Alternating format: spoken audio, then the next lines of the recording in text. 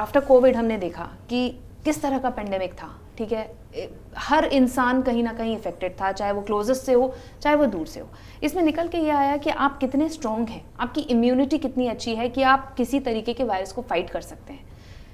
आप मुझे बताइए, सर्जरी जैसे हम लोग करते हैं वेट लॉस के लिए, या न्यूट्रिशन जैसे हम खाते हैं, कितना इंपॉर्टेंट है आप ये लोगों को बताते हैं कि इम्यूनिटी डेवलप करिए, ये घी खाइए क्योंकि वो आपकी हड्डियों को ठीक रखेगा, है ना, आपके चलने फिरने में दिक्कत नहीं आएगी। इस तरह की कितनी बातें हैं और कितनी आप अभी हमारे ऑडियंस को बताना चाहिए? मैम, इम्यूनिटी डेवलप करने के लिए डाइट बहुत इंपॉर्टेंट है। चलिए, कुछ तो जेनेटिक चीज़ें जो हमारे हाथ में नहीं है, या आपकी कोई जीन डिफिशियंसी होगी तो आपके अंदर ऑटो इम्यून डिसऑर्डर आ गया, तो वो तो एक अलग चीज़ है जो कुदरती है। लेकिन जो एनवायरमेंटल फैक्टर है वो तो हमारे हाथ में है। तो इम्यूनिटी के अंदर adequate protein is very important. आपने जैसे देसी घी की बात की, तो देसी घी बेस्ट घी है, लेकिन आज की डेट में लोग उसको यूज़ नहीं करते ना, वो तो जमा कर लेते हैं। तो अगर आप उसको खाकर आप अगर एक्टिविटी कर लेते हो तो उससे बेस्ट कुछ भी नहीं है। तो आपको कंबाइन करनी है चीज़ें, और एक healthy balanced diet is very important for long term. मतलब हम जब जो भी हम डाइट्स, मैम ने जैसे बोला कि आप छोटी छोटी डाइट्स ले लेते हो, लेकिन वो लाइफ लॉन्ग चलने वाला नहीं है। उसकी वजह से क्या होता है, रिबाउंड होता है। फिर जब आपने छोड़ा, चलो मैरिज के लिए किया, मैरिज हो गई, मैरिज के बाद विद इन फ्यू मंथ्स आपने डबल वेट इंक्रीज़ कर लिया एंड फिर इश्यूज़ आने शुरू हो गए। तो उससे बेटर है कि आप हेल्दी करेंगे तो वो वेट इंक्रीज़ वाला, रिबाउंड वाला आएगा नहीं।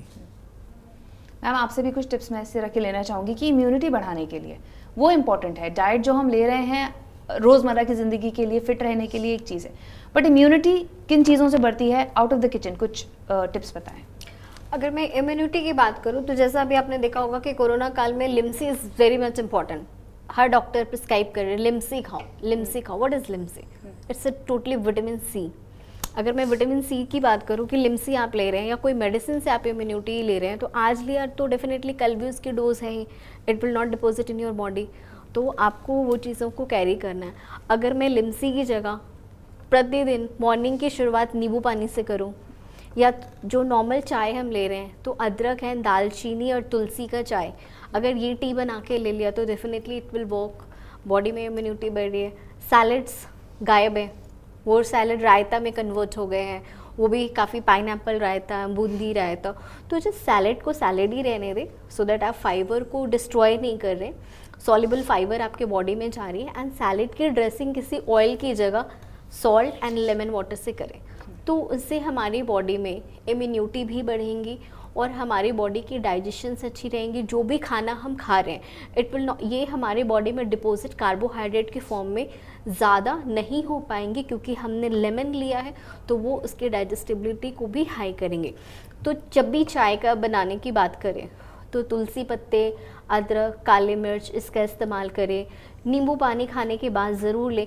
जब हम होटल में जाते हैं तो फिंगर बाउल मिलते हैं ल्यूकवार्म वाटर के साथ लेमन, जो वो हमारी स्किन के ऊपर के फैट को क्लीन करने के लिए दे रहे हैं। तो अगर हम उस नींबू पानी को ल्यूकवार्म वाटर में फ्लैक्सीड के साथ या प्लेन वाटर के साथ लें तो डेफिनेटली हमारे इंटेस्टाइन एंड लीवर को भी क्लीन करेगा।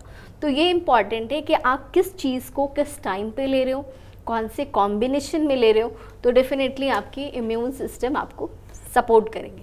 तो ये छोटी छोटी चीज़ें अपनी डाइट में इस्तेमाल करके दवाइयों से पीछा छुड़ा सकते हैं।